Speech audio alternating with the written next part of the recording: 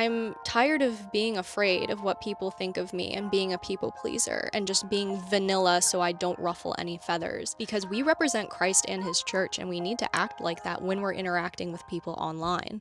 While there's a homeless man having dinner behind me, I'm going to talk to you guys about mental health, and also remember to keep all the homeless in your prayers. So I wanted to talk a little bit more about mental health because I talked about it in that one video and there were great responses, and I really appreciate all of your guys' support and everything because it really does mean a lot to me. I think part of what I struggle with is technology fatigue. Not even just social media as a whole. I think I really do struggle with technology fatigue. Like, we can't escape it. It's everywhere. You need a smartphone in order to participate properly in society. Everybody now has a smart TV, or they have a computer or a laptop or an iPad. I don't know how to explain it, but my husband and I talk about it quite often because we both experience this, and it's literally just like not being able to focus, feeling like we're constantly being stretched in every which way direction constantly because of technology. I should probably explain that a little better. What I mean is, when I log onto my computer, even if I'm logging on to work, my brain can't stop thinking about like, oh, I should watch this YouTube video, or oh, we should check on this, or it's like my brain is being like stretched in so many different directions without me even doing anything. Like, I just log on and I'm like, okay, this is what I need to get done. But as I'm doing those things, my brain cannot stop thinking about, oh, we need to do this too, and we need to do that as well. And because it's so easy to open so many tabs on my computer, oftentimes I end up multitasking and getting nothing done, and then I'm just more decision fatigued at the end of the day and technology fatigued. This is why it's been so important for me when I go for walks with my husband or when I go out in general, not to bring my phone with me. The only issue with that is safety. So when my husband's with me, we'll bring his phone, since his phone doesn't have social media or anything on it. But when I go by myself, I have to bring my phone for safety purposes. But even just having my phone on me honestly gives me so much temptation to just pull it out, start scrolling, start taking photos for social media, start taking videos for social media. That's another thing that's been really difficult, is I used to be so good at separating my life and social media. And I'm good with that in my prayer life. Anything that you guys see of me praying is reenacted. It's not me actually praying on camera for clicks or views. I'm just trying to show you guys what I usually do and what it can look like, but that's not actually me praying. That is me reenacting what I've already done earlier in the day, because I want to make sure that my relationship with God stays offline, and I just show you guys kind of like what it looks like, if that makes sense. But when it comes to my normal life of sharing things online and not sharing things online and blah, blah, blah, that is becoming more and more difficult for me, because now I have PTSD is not the right word. That is not the right word. Like at all. What's the word I'm looking for? Reflex. Maybe, but with anxiety attached to it. So my reflex is to literally film, record, take photos of everything I do. If I go out, I need to take photos of whatever we're doing. If I'm staying in, I need to show you guys what I'm doing. And that's really bad for my mental health. Constantly having a camera on you 24/7. Did we learn nothing from the Kardashians? Constantly feeling like I need to record and publicize my life. I mean, I still keep a ton of things private, of course, but it's more of just like feeling like I have to constantly pump out content so that people stay interested. But a lot of the times my life is just normal. Like, there's nothing really going on, but I'm not allowing myself to actually enjoy those moments because I feel like I have to whip out my phone and document it. Now, I will say, when I'm with my husband, it's so much easier to not document because I'm like distracted and we're having conversations and we're having heart to hearts and like we're having dinner and all that stuff. So with my husband, it's very easy for me to separate work and personal life, also because I don't post him or show his face and stuff like that for, privacy reasons on his end and my end and everything, but it's like he still makes cameos every now and then. And yeah, I think that's something that I'm really struggling with, is like now separating my life, my personal life, and constantly recording and knowing what to record and what not to. And that's something I've been really trying to change in the last couple days since we've gotten back from Ohio and West Virginia. Like, I am really trying to set boundaries with social media again. I have always gone through these phases of setting boundaries, and then something happens where I go to an event or something and I have to actually document the entire day, and then I come back to real life and then I feel like I have to document my entire life because that's what I'd been doing for the last week at this event. So what I'm trying to do is obviously set limits with my phone. I try to leave my phone places more often, so if I'm doing the dishes, maybe I'm listening to a podcast or something like that.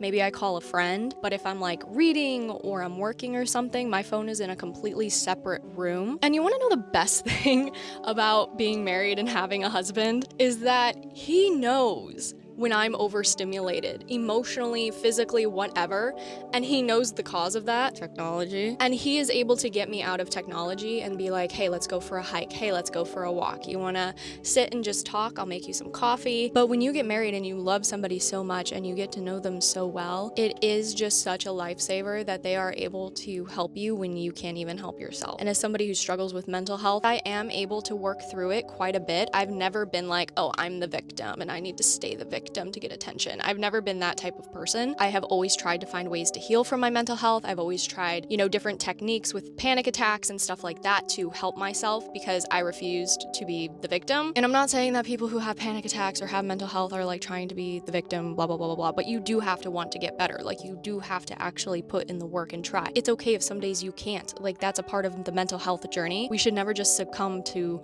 our mental health disorders. Like we should try to still get better. Point is, Max is amazing. I love him to death. I don't know where I would be without him, genuinely. I've never met a man so strong, emotionally, morally, just being able to support me through everything that's going on. See, this is what happens when I don't have a script and when I vlog. Everything is everywhere, all over the place, 24/7, and I feel like it annoys a lot of people, and I apologize. I truly do. I will try to edit this as best as I can to make the most sense, but also this is just my rambling thoughts. This isn't scripted. This is just me. And I want to become more authentic. Oh, that's another thing we can talk about. Authenticity. Okay, practicing what you preach. When doing this online work, I have met so many authentic, amazing, wonderful people. But while doing this work, I have also met a lot of people who don't practice what they preach. They will claim to be Catholic, but don't actually follow church teaching. Maybe they don't even go to mass. And a lot of the times they become Catholic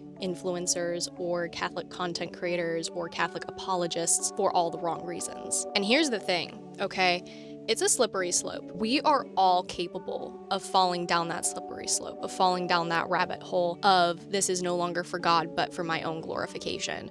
I am a human, like I could easily fall down that slippery slope. And so we need to pray for these people, of course, and pray for all the content creators who are human and are susceptible to falling into sin and things. When I first started my channel, I started it back in, I think 2019 or 2020, not my YouTube channel, but like this whole apostolate. And I say started it, but I didn't start it. I just needed community. So when I reverted back into my faith, I didn't have Catholic friends and I didn't have anybody who could tell me, oh, this is what you need to do to come back into the Catholic Church. Because I knew there were probably steps, but I knew nothing. I was poorly catechized. I didn't even know what the catechism of the Catholic Church was. I didn't even know we had a different Bible from the Protestants. I literally knew nothing. And I have this whole video about how to re-catechize yourself, which I'll link below for you guys if you're interested in that. But I knew nothing.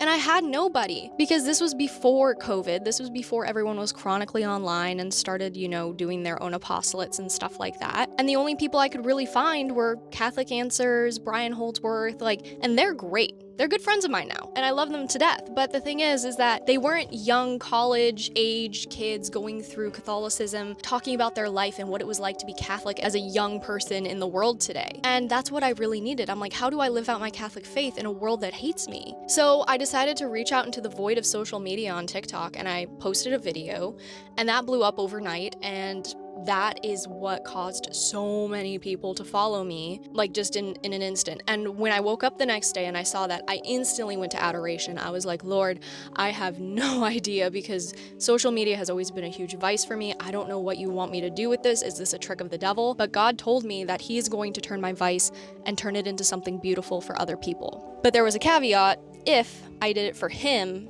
and not for my own selfish reasons. And we all fall short, okay? I'm just gonna say that. We do all fall short.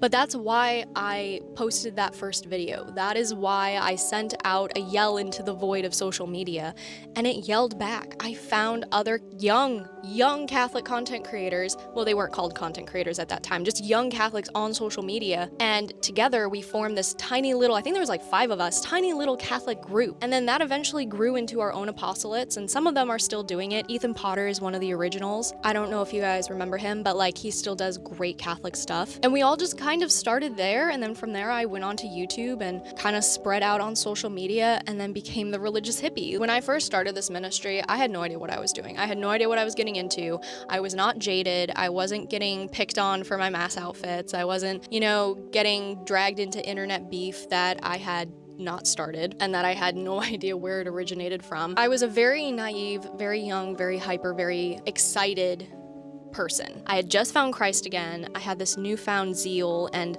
I just wanted to share it with everybody, and that's what I did. And that lasted for quite a few years. I had a really bouncy personality. Some of those older videos are cringe, but I also look back on them with fondness because I'm like, she was so cute. Like, look at her. She is just on fire for the faith. She's doing the best she can. And I was just really open to just sharing my journey coming back into the church after being away for 8 years. But then in the summer of 2021, I dated somebody. All you guys need to know is that he was extremely physically abusive, mentally abusive, in just so many ways. I lost a ton of weight. He destroyed any confidence I ever had in myself. And that relationship completely destroyed me. Not because I liked him, but because of how much I was abused and gaslit. I was just a complete shell of myself. And I was not bouncing back. And you can tell in my videos, if you go back, you can just see the light gone from my eyes. I was so depressed. I didn't know who I was anymore. And then I met Max,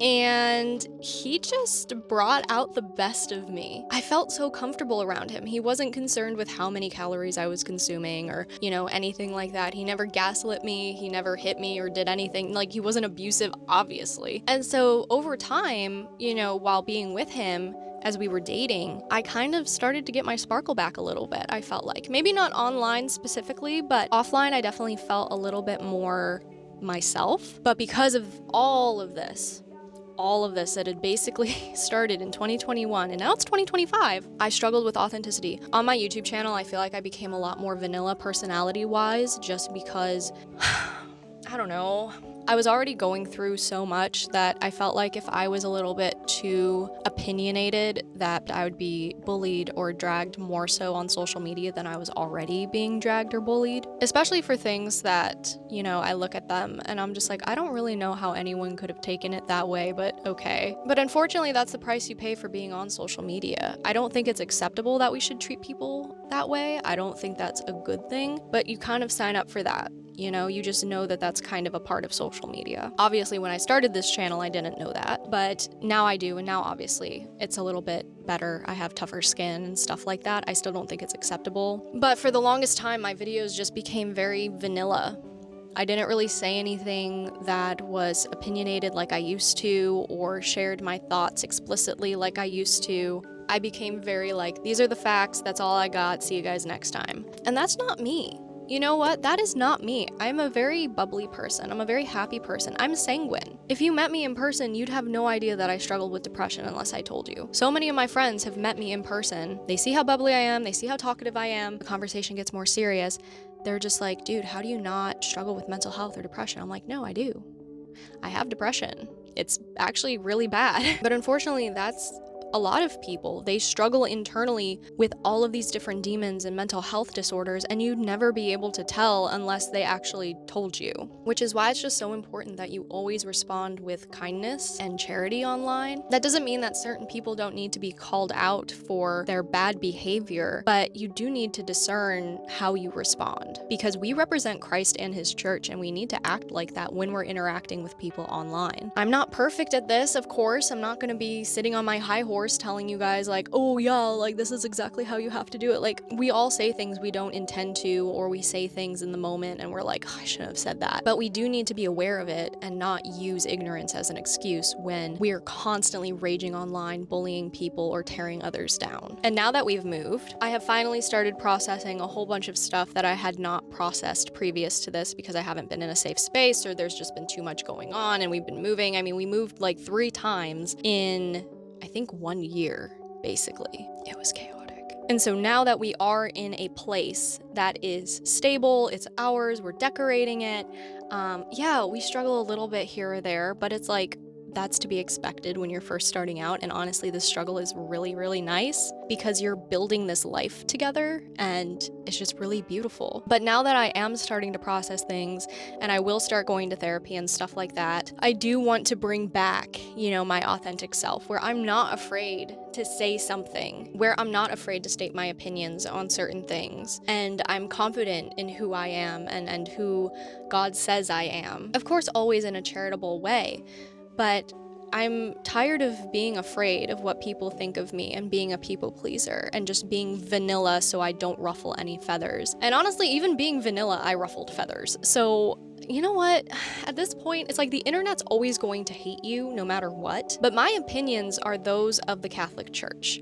Unless it's like a personal opinion about something the church doesn't really have a stance on, then I'm like, well, this is probably what the church might say or think or whatever. I don't know. I'm just tired of hiding, I guess. And I want to be back to maybe not the immaturity side of that girl that I used to be, but definitely like the bubbly personality, the happy personality that I used to have, that I admire so much in myself when I watch those old videos. So that is what I'm trying to work on. I'm trying to bring back my authentic self. And I'm really excited for that. And I'm excited for you guys who have been new or maybe didn't know me back when I started this channel to experience that side of me, because I feel like I haven't actually shown that side of me in a very, very long time. Maybe you guys have seen bits and pieces of it, or maybe it's shown up every now and then, but I definitely suppress it still, and that is something I don't want to do anymore. It's all with prudence and it's all with discernment, but I feel called to do that now, and so yeah, I'm just very excited for that. Max just texted me, so I'm gonna go pick him up, but yeah, I'm just glad that you guys could sit through, listen to my little rants and chats, and yeah, just know that I'm always praying for you guys, and I really appreciate your guys' support. I mean, this apostolate would not exist without you guys, and I know you guys struggle a lot too, so please know you're not alone in any of that. There were so many times when I felt like I was alone, and that's probably one of the worst feelings I've ever felt, and I don't want you guys to feel that way at all. So if you need to, please remember to get help, because you are worth it, and God does want you to find healing. A huge thank you to my Jude crew over on Patreon for keeping this apostolate running. I could not do this without your guys' help. I would like to thank Jude Crew Plus, and I would personally like to thank Jude Crew Bold, Ricardo Aguilera, Roger Davis, Rubes Goodbrain Coffee, Darren, Jay Usetti, Veronica Beck, Dan Nunn, Sabrina, James Bell, Father Carr, George Gregory, Oliver Waite, Andrew Plowski, Alex R. and James. Also Jude Crew Epic, Franz and Tony Von Tonder, Bill Gall, Connor, Jarrell D. Guzman, Kevin Ashbrook, Michael, Brian Cootie, Paul Donovan, Christopher Woodside, Michael Martin, and Jason Sager. You guys are amazing. Thank you so much for your support. I could not do this work without you guys. I'll talk to you guys in the next video. Bye!